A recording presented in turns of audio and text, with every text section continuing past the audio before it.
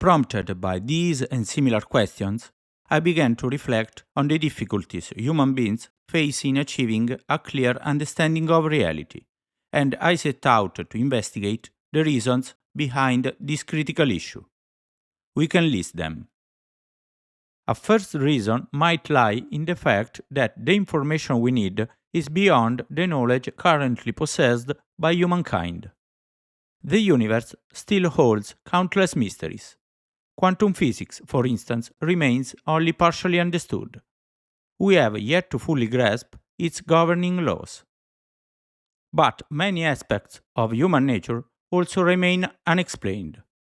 For example, a dilemma at the center of heated debates in the human sciences concerns discerning how much of what we are depends on our innate, that is, genetic characteristics, and how much instead is due to the social and learning environment in which we grow up and the culture in which we are immersed. Or it may be that the information necessary for understanding already exists, but is not accessible. Those outside the developed world, for example, often lack advanced educational systems and cannot take advantage of the vast knowledge available online.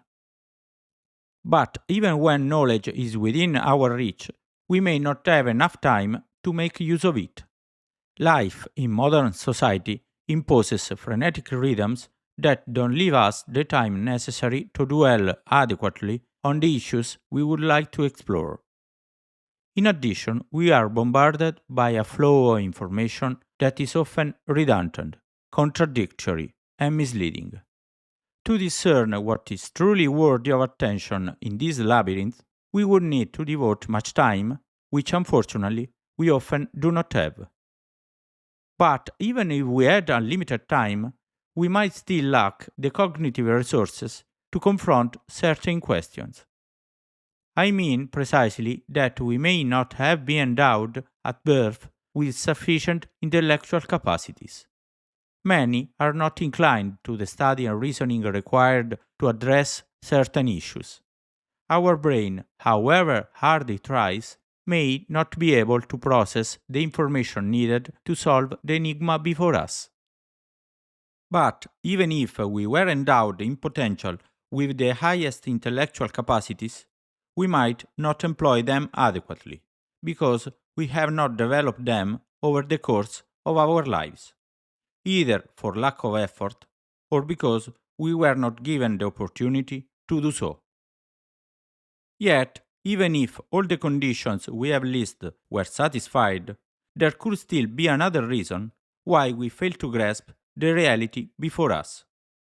We commonly think that an erroneous judgment depends only on the stupidity of the person or on ignorance of the subjects relevant to the judgment. But there is another reason that undermines our abilities. We might have all the knowledge in the world and be extremely intelligent, but we would still be incapable of seeing reality if we don't want to see it, because we are influenced by psychological factors, our desires, our interests or passions, but also our fears and insecurities. While we can do nothing about the first reasons, since they don't depend on us, perhaps we can act on the last two. There is a strong debate in the scientific community as to which of the two aspects most undermines our ability to discern truth from falsehood.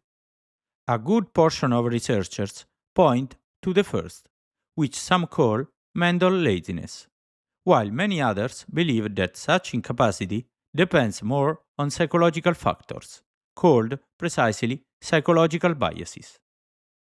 By psychological biases, an issue we will examine in detail throughout the course, we mean the involuntary distortions that affect our evaluation of facts and events, thereby influencing both our perception of reality and our behavior.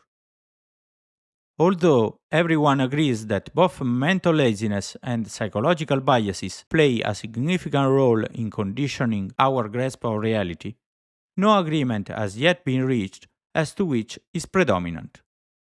much research remains to be done before a definitive answer can be given. This is another example that falls into the first group, that is, into the knowledge not yet in the hands of humankind.